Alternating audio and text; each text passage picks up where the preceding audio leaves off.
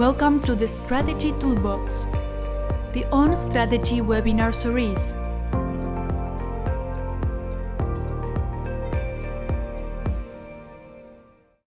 Thank you very much. So good morning, everybody, and thanks for joining. So let me share my screen.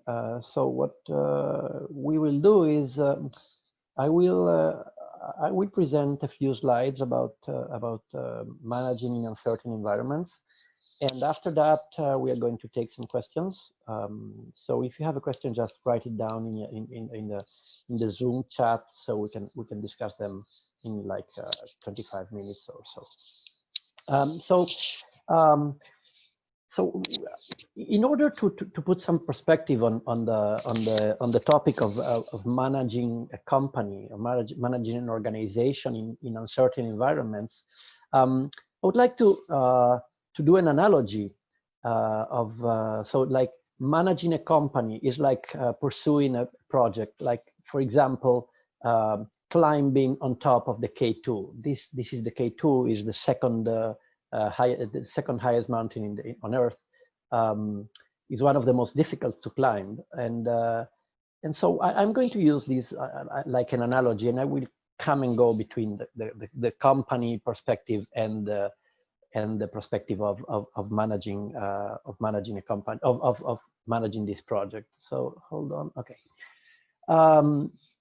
So in some sense, it's like we are the guy that's on the screen, and the next decision we take is probably going to shape our future hours. Okay, so this is probably a good analogy. So first thing we need to do is try to figure out which is our objective. So one might think, that being on top of the mountain is the main objective. But if you think about that, really the main objective is getting back to the base camp alive and kicking, right? So your objective is going on top of the mountain and then coming back alive. So in order to pursue this objective, you probably have some sort of planning or strategy. So you think, okay, on day one I need to reach this place. On day two, I'm gonna have a sleepover in this other camp, and I'm gonna make the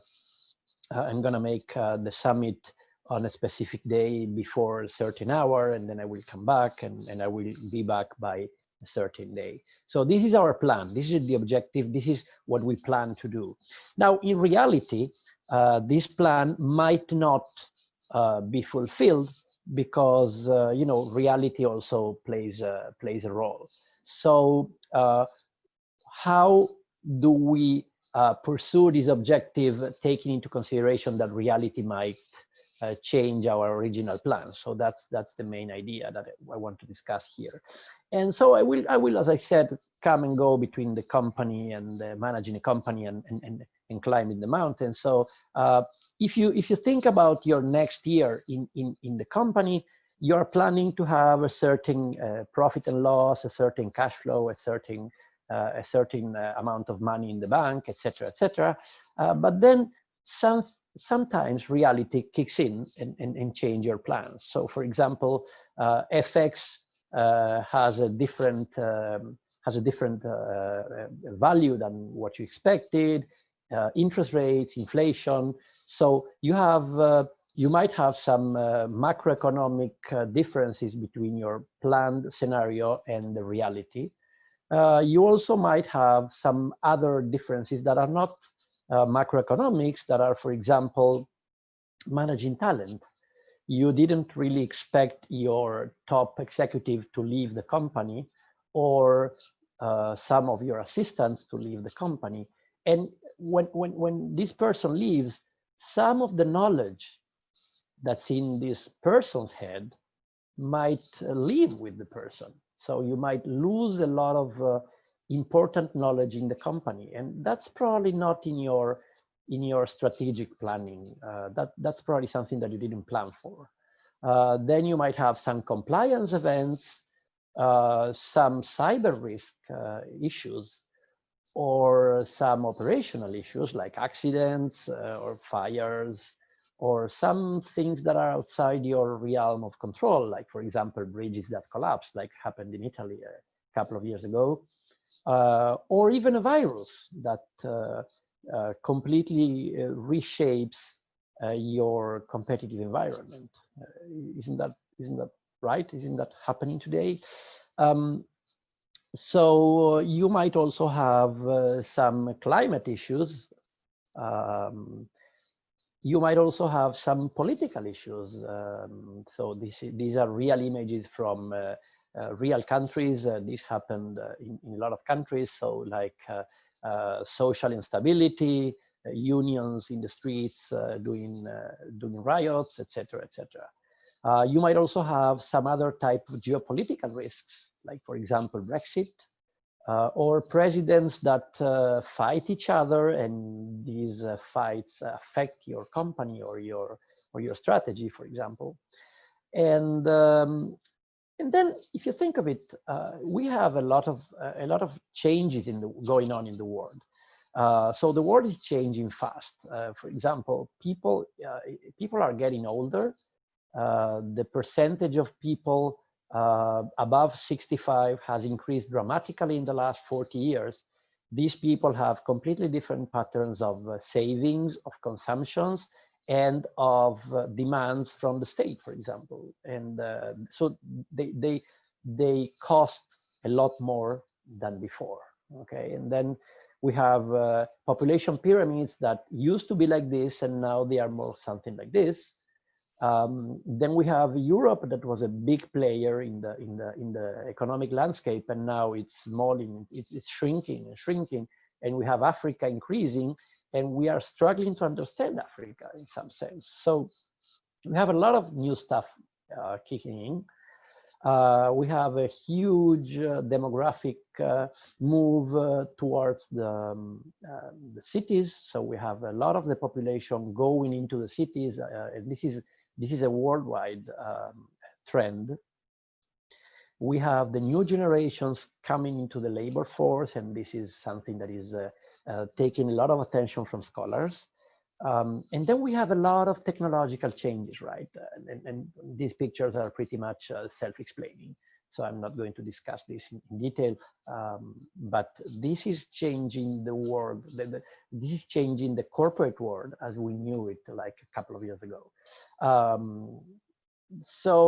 And this is, this is producing a huge change. So a lot of big companies are crumbling. And this is an interesting picture. So this is a study called Constellation Study, Constellation Research. It was performed by Rai Wang from Wharton, and between 2000 and 2014, about half of the companies in Fortune 500 quitted the index just because they shrink, because they were purchased by other competitors, or because they went bankrupt. And they are replaced by all these constellation of new companies that were unknown like 10 years ago. And in some cases, we are still struggling to understand their business model, right? And but they are now the new economy. So all these changes all together are showing us the importance of uncertainty and risk and opportunities in the corporate world. Okay, so so going back to our original idea, we were planning to go on top of the K2, and and then going back safely to the base camp. And the main question is, will we be able to fulfill this? We will be able to go on top and get back on time and alive, and etc. And so we said that risk and uncertainty are basically altering our plans. And in which way will they alter the plans of a company? Well, there will be an impact of risks and uncertainty in the company, but where specifically in the company? And I would say, yes, in cash flow and firm value, and that's for sure. So you have risks and uncertainty that will alter the projected cash flow and the expected firm value, and that is a fact. But also there will be an effect in reputation, isn't that right? there will be an effect in the operating capacity. One of the main problems that firms are facing now in the COVID era is making sure they can keep operations going. They can keep satisfying the customer needs. Okay, and this is something that is affected by a risk usually. Environment, employees' engagement, and a big etc. Right now, I think that if you think about this, probably all these impacts are going to end in the cash flow and in the firm value, and I completely agree with that. But if you think of it, the mitigation strategy that you have to pursue, that you have to design, is going to change depending on which aspect of the firm you are willing to protect. If you want to protect your reputation, or if you want to protect your cash flow, then the mitigation strategy is going to be different. Isn't that right? Don't you think that is right? So how do we prepare for our mountain expedition? So in order to go and climb a mountain like this, first we need to train. We need to get our body up to shape and prepare to go to a certain heights and to be under stress. Okay, so we need to train our body. We need to buy equipment. Okay, we need to learn how to perform some basic tasks outdoors. We probably need to go to the doctor and to see whether we are fit enough to pursue this project. And then we need to prepare ourselves for scenarios in which things don't happen as we thought they will, right? And this is what you will probably do if you plan to go on a climbing expedition. Now, my question is, do you do the same for your next year of company management? Do you do the same for your projects for the next 5 years of your firm? You don't, right? I mean, you don't do the same. Probably that's right. And this is probably something called overconfidence that it might be affecting you. So let's see what some people say about this. So this guy here is called, his name is Alfredo Barragan. In 1984, he tried to prove that Christopher Columbus was not the first to arrive into America crossing the Atlantic Ocean. And so in order to do that, he built a raft called Atlantis, and he did the Atlantis expedition. He basically climbed on this raft that was built using very, very old technology. And he sailed from Europe to America with a bunch of friends, and he succeeded in the expedition. But look at what he said about this. I'm not an adventurer, I'm an expeditioneer. And what he says is that the big difference between the two characters is that the adventurer goes to the ocean with no knowledge of what will happen. He will just, go out there and see what happens and try to solve the problems as soon as they happen. And the expeditioneer is somebody that ventures into the ocean already knowing what to expect, already knowing what the problems are going to be and being prepared for them. And this, I think, it's a very big difference, the difference between an adventurer and an expeditioneer.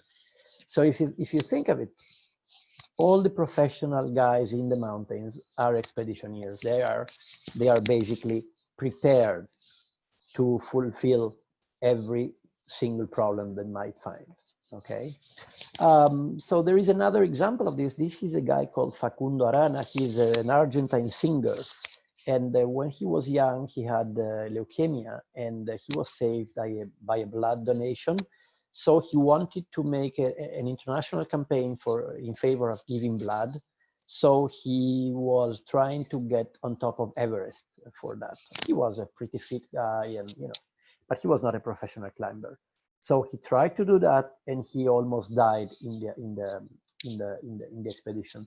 So in 2016, he tried again, and I listened to his radio interview, and so the journalist was asking him, "But you're crazy! You already tried this, and you know you almost died," because he failed in 2012. And he said, "Yeah, but this time is going to be different. I hired a team of experts, and we made a list of all the risks, and for each risk, I have a solution. I have a plan." So this is actually risk management. And he changed from being an adventurer in the first attempt to being an expeditioneer in the second attempt. And the risk management team was basically helping him to fulfill his strategy.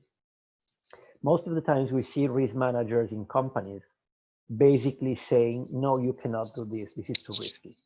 And in this case, it was not a discussion about whether this is too risky or not. It was, is this the company strategy? Okay, if this is the company strategy, what do we have to do in order to fulfill this strategy, in order to be able to make sure we do it? Okay, and this is probably a good example of what modern risk management is. There is a very nice book by Peter Bernstein, and what he made Against the Gods.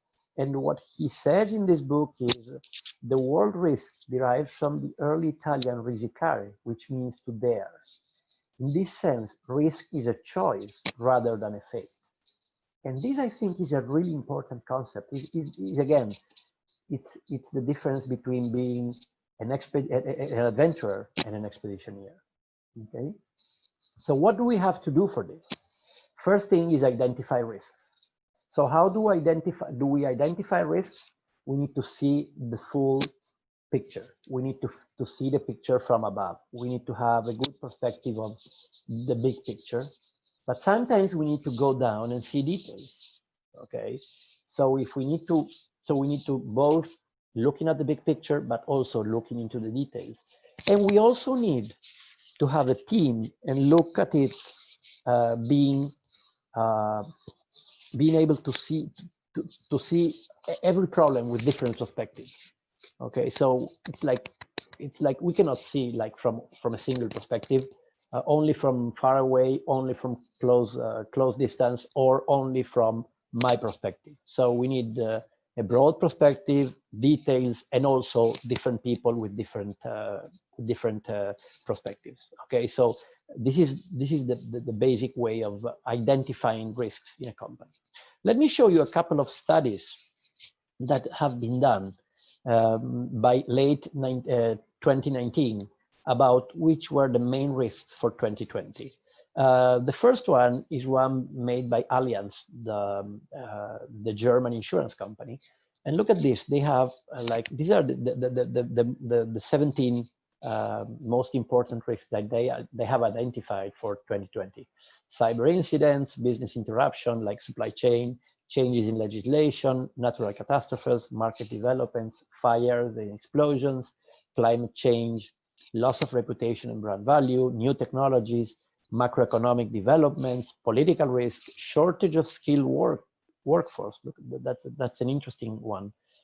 Critical infrastructure blackouts, product recalls, compliance issues, environmental risks, and look at this one, health issues like pandemic outbreaks. This was already published like at the end of last year, and most of the companies probably didn't see this.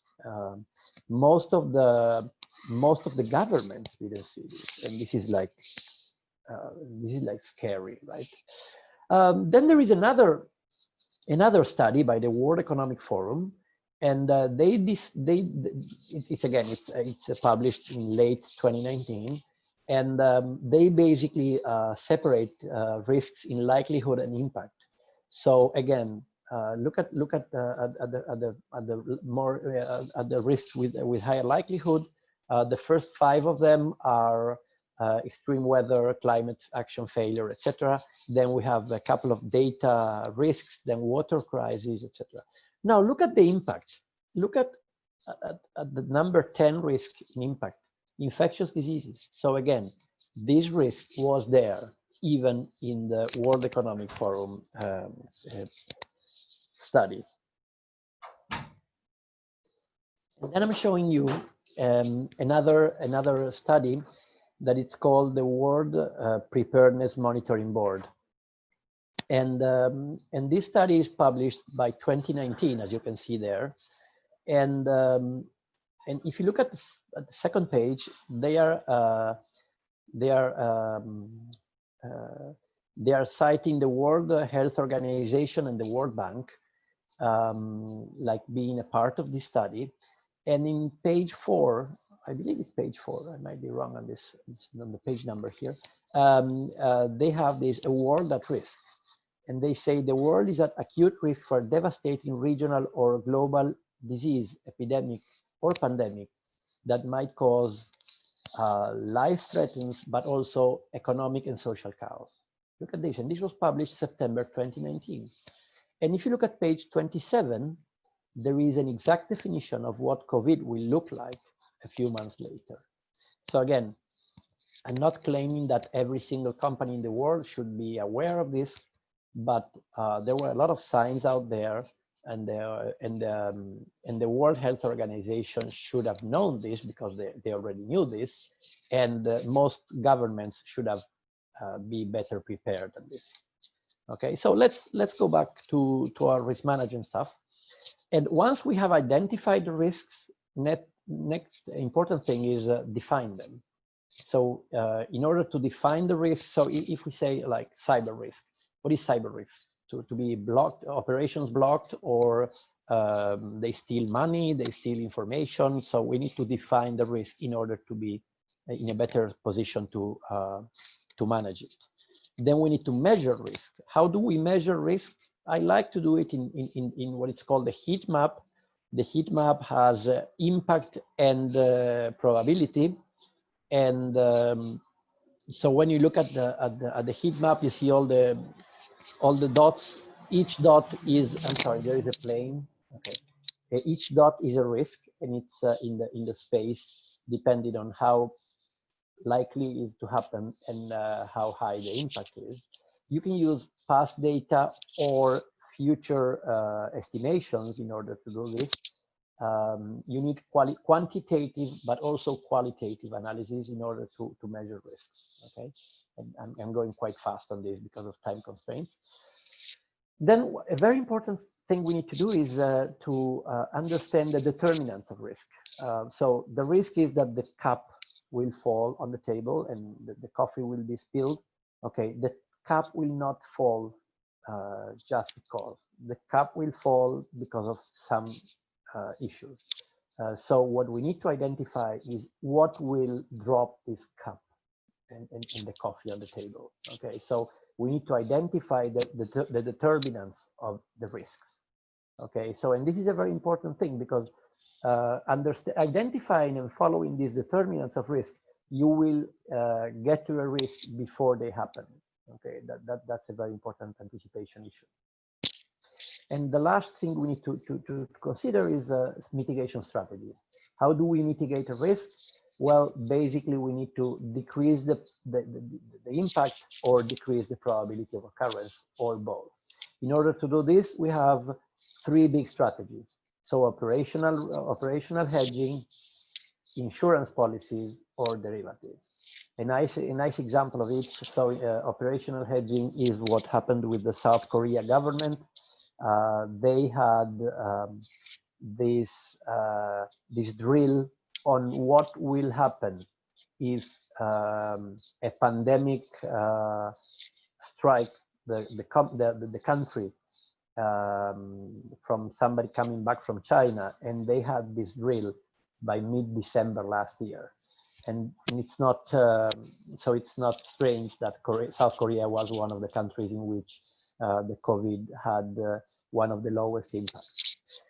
Insurance contracts. The nice example here is the Wimbledon tennis tournament. They had an insurance for the suspension of the tournament, and so they got a price of 114 million euros this year because they couldn't be able to do the tournament. And then derivatives is derivatives are contracts in the financial markets that allow people to transfer risks to somebody who is willing to fulfill them for them. Okay, so these are the main risk hedging strategies. So what is the so just to summarize: identify risks, define them, measure them, then identify the determinants, design hedging strategies, and then write the risk management policies. I have a couple of friends in companies that have risk management models, and some of them had their risk management models in place, and some of them even had a pandemic outbreak in one of their risks, but they didn't have a hedging strategy in place. So it was pretty much the same of not having the risk in the risk map. Okay, so this is the risk map. It looks like a big Excel spreadsheet. You can use a dedicated software. You can also do it using Excel. It's not a big deal. This is the heat map, in which you can measure all the risks. So the technological issues for these are quite simple. And let me give you a couple of final thoughts about this. One is, consider that there is no risk, there is no company without risk. I mean, a company so risk is embedded in the company. If you are doing business, they will come with risk. Okay. And a firm generates value because of its capacity to assume the right risks. So if you are able to assume the right risks, you generate value for your stakeholders as a reward for that risk that you're assuming. And every business has its own risks, and they need to be understood and managed. Risk management is everybody's responsibility, not only risk managers. So in several companies, you see a risk manager whose job is the company doesn't have to have any risk. And if you have that, basically you are not going to have any business as well. So the company is going to go to a halt, to a block. So companies need to create a risk management culture across the whole organization. So the whole organization needs to be thinking in terms of risks and opportunities and how to manage them. You don't want this to be managed in silos. You don't want to have a silo of, oh no, I'm the operational risk guy and he's the financial risk guy. We need to have a risk committee that is coordinating in the risk management. If you monitor all the determinants of risk and their KPIs, you are going to anticipate risks and opportunities. You're going to be prepared, like South Korea was. Okay, and you need to design hedging strategies and risk management policies before risk strike. Okay, so why is this not working so well in a lot of companies? Well, you all probably know Snoopy and Charlie Brown, right? And this, I think, is a good explanation of what's going on. So Charlie says, "Hey Snoopy, we will all die one day," and Snoopy says, "Yeah, Charlie, you're right, but all the other days we are not going to die." So in some sense, we all have a Snoopy on one shoulder and a Charlie on the other shoulder. And the Charlie is saying, that machine will eventually break one day. That client is not going to pay us back one day, or, that problem might happen one day, or that opportunity will become a good opportunity one day. And then you have the Snoopy on the other shoulder saying, "Hey, don't worry. I mean, it's not going to happen today. So just live your life and be calm. It's all okay." Okay. So in some sense, what I'm asking you is, shouldn't you consider to listen to Charlie Brown a little bit more than you're listening to your Snoopy? So that's probably my last thought about this. So this is pretty much what I wanted to share with you, and I will be more than happy to take some questions if you have some. And if you cannot think of a question now, or we have run out of time, there is no problem. You can email me, and or you can send me like a tweet or something, and we can discuss them later with no problem. Okay, so I'm gonna stop now and see whether you have any questions about this.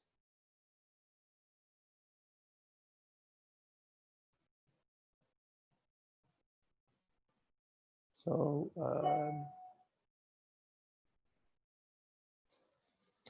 what has changed in the risk management thinking after COVID-19? So this is the first question I'm reading here. So Carlos, I think this question, we probably need some more time to answer this question. I think what we can say as of now is we can probably say that a lot of things that we thought would never happen now can happen. Some things that we thought that, oh, this will never happen. Yeah, it can happen. Nobody thought that the world was going to shut down, and it shut down. So I think we are probably going to give Charlie some extra credit in the future. But it's still early to know that, to know if that is going to really be an important part or not. So then I have another question: do we need a software to alarm us in order to manage the risk map? So this is a good question. When I work with companies and we discuss risk management strategies, there is also at some point in time when you start the design and the implementation of the model, we reach the software moment. And the point is, you can do it with pretty much any software you have. So you need something that is a communication software, you need something that is a database, and you need something that shows information. What you want to have is, so in its simplest setup, you just need some spreadsheet, email, and chat stuff. Then there are softwares that you can buy that are specific for risk management. Most of them were developed for banks. There is an SAS, very good software developed by SAS. But you really don't need a specific software. You need your software, your existing software, to perform some tasks, but most of the company software do that. I've seen this software implemented with SharePoint. So companies that are running under Microsoft, they use SharePoint. I've seen people that are under Google environment to use the Google Suite, and it works very well in either one. So I would say if you design the model properly, you don't really need a specific software. You can buy one, but you don't really need a specific software. My main suggestion is try to start small, and there is always time to scale up. I think an interesting thing here, an interesting question that I think it's good to point out here is the following: is it easy to keep these models alive? And my answer here is you need a lot of commitment from the top management. You need a commitment from the top management to ask all the management to keep going with the risk committee meetings, to use the to use the risk determinants, and to keep every part of the model updated. My main suggestion is good to do it in-house, but you might want to have some outside help in order to do all the pushing of the model. Okay, we have seen that not every company is able to keep this model working, because some companies just get stuck in everyday's urgent stuff. So they basically fail to to keep everything up to date. So you might want to have some outside help in order to keep this model working. I don't know whether there are more questions or we are done. We are pretty much on time. We have maybe time for one more if we have.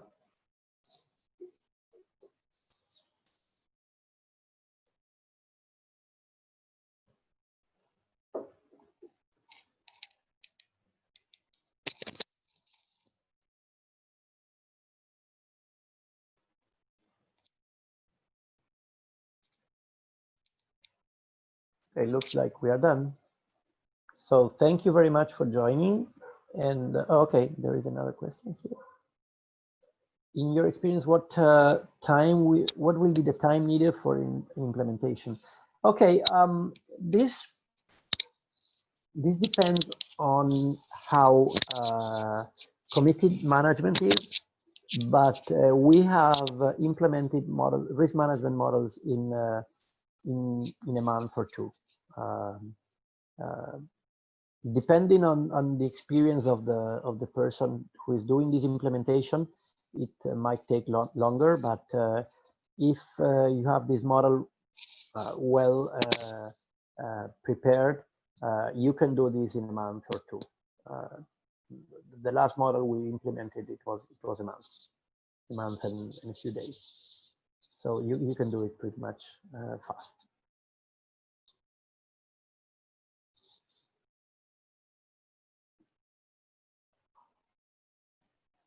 Okay, so thank you very much for joining, and I will be in touch. Thank you all.